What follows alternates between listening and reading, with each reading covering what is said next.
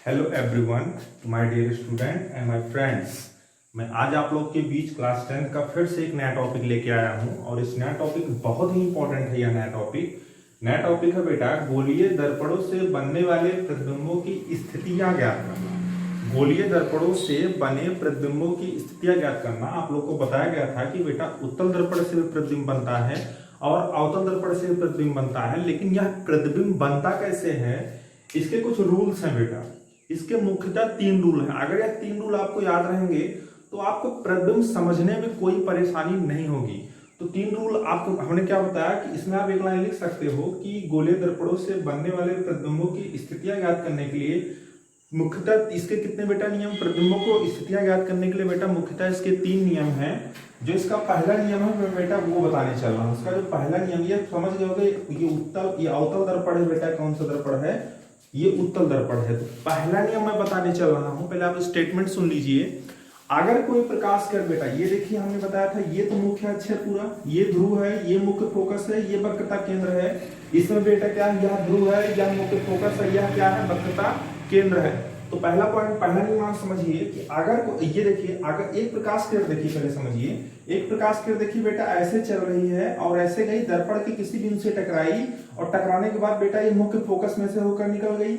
इधर आप देखिए, ये प्रकाश किरण बेटा गई, ऐसे गई, टकराई, टकराने ऐसे लौट गई, और लेकिन ये किरण ऐसा लग रहा है कि ये मुख्य फोकस से आती हुई प्रतीत हो रही है कि उत्तल दर्पण में यह घटना घटती है। लेकिन जो अवतल दर्पण होता है बेटा, इसमें क्या होता है, इसमें बेटा जो प्रकाश किरणें अगर मुख्य अक्ष के समांतर चलती हैं, मुख्य अक्ष के समांतर चलती हैं, तो परावर्तन के पश्चात यह मुख्य फोकस से होकर गुजर जाती हैं। लेकिन उत्तल दर्पण में बेटा क्या होता है, यह मुख्य फोकस से आती हुई प्रतीत होती हैं। तो पहला नियम मेरा यही कह रहा है बेटा कि अगर कोई प्रकाश किरण मुख्य अक्ष के समांतर चलती है, पहला नियम यही बेटा कि अगर कोई प्रकाश किरण मुख्य अक्ष के समांतर चलती है तो वह दर्पण से परावर्तन के पश्चात मुख्य फोकस से होकर गुजर जाती है। ब्रैकेट में अवतल दर्पण में, मतलब यह घटना किसमें घटती है, मुख्य फोकस से होकर गुजरने वाली अवतल दर्पण में, या लिख सकते हो आप, या मुख्य फोकस से आती हुई प्रतीत होती है, ब्रैकेट में किसमें, उत्तल दर्पण में। तो पहला नियम आपको समझ में आ गया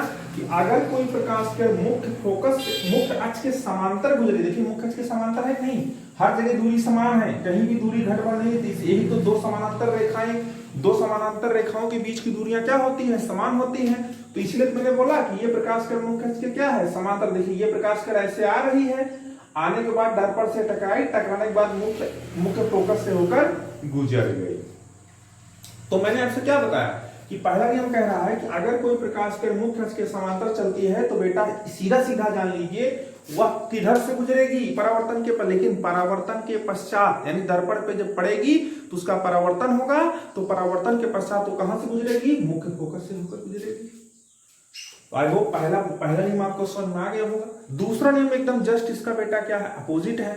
दूसरा नियम बेटा ये कह रहा है कि अगर कोई प्रकाश किरण, मेरी बात समझना, अगर कोई प्रकाश किरण मुख्य फोकस से होकर आती है या मुख्य फोकस से आती हुई प्रतीत होती है तो वह दर्पण से परावर्तन के पश्चात मुख्य अक्ष के समांतर हो जाती है। दूसरा नियम बेटा ये कहता है कि अगर कोई प्रकाश किरण मुख्य फोकस से आती है, मुख्य फोकस से आएगी तो उसका क्या होगा, दर्पण पे पड़ेगी, दर्पण पे पड़ने के बाद उसका परावर्तन होगा, परावर्तन के पश्चात क्या हो जाएगी बेटा, वह मुख्य अक्ष के क्या हो जाएगी, समांतर हो जाएगी। देखो अवतल दर्पण में बेटा यह मुख्य फोकस से आएगी, लेकिन उत्तल दर्पण में क्या होगा, यह मुख्य फोकस से आती हुई प्रतीत होगी और दर्पण पे पड़ने के बाद परावर्तन होगा, परावर्तन के पश्चात यह मुख्य अक्ष की क्या हो जाएगी, समांतर हो जाएगी। तो दूसरा नियम आपको समझना है, किताबों में आपके नियम दिए गए हैं, कोई दिक्कत नहीं है। फिगर में अलग अलग बनाने में बहुत समस्याएं होती हैं, फिगर कोई दिक्कत नहीं, फिगर समझ गए। दूसरा फिगर इसका जस्ट अपोजिट होगा। अब मैं तीसरा फिगर आपको समझा देता हूं। चलिए तीसरा नियम आप समझ सकते हो। तीसरा नियम थोड़ा सा बता देता हूं, थोड़ा तब तक आप नजरें निकालिए इस पे। चलिए हम तीसरा नियम समझते हैं। ये तीसरे नियम के लिए फिगर है आपका, ये सी है, सी पॉइंट है, ये आपका अवतल है, ये बेटा उत्तल है। देखिए तीसरा नियम क्या कह रहा है कि अगर कोई प्रकाश किरण वक्रता केंद्र में से होकर जाएगी, देखो वक्रता केंद्र में से होकर जो घटना घटती है वह अवतल दर्पण में होती है, होकर गुजरेगी, या वक्रता केंद्र की ओर जाने वाली किरणें या वक्रता केंद्र की ओर जाने वाली किरणें वह बेटा होगी उत्तल दर्पण में। यह जब दोनों किरणें मतलब यह किरणें जब परावर्तन होगा इनका तो बेटा यह जिस मार्ग से आए उसी मार्ग से क्या हो जाएंगी, वापस लौट जाएंगी। मेरा कहने का तात्पर्य यह है कि अगर कोई प्रकाश किरण बेटा वक्रता केंद्र से होकर गुजरेगी, मतलब ऐसे वक्रता केंद्र से होकर गुजरेगी, तो दर्पण पे पड़ने के बाद क्या होता है, या उसी मार्ग में बेटा वापस लौट जाती है। जैसे आपने देखा था कि अगर कोई प्रकाश किरण मुख्य अक्ष के समांतर हुई थी, परावर्तन के पश्चात या मुख्य फोकस से होकर गई थी, पहला नियम था। लेकिन अगर कोई प्रकाश किरण मुख्य फोकस से होकर गुजरी तो इनका परावर्तन पश्चात मुख्य अक्ष क्या हो गया, समांतर हो गया, उल्टा प्रोसेस। पहला नियम का उल्टा क्या है, दूसरा नियम है। क्लियर है? और लेकिन तीसरा नियम बहुत ही अटपटा बहुत ही आसान है कि अगर कोई प्रकाश किरण वक्रता केंद्र से होकर गुजरेगी तो उसी मार्ग में क्या हो जाएगी, वापस लौट जाएगी।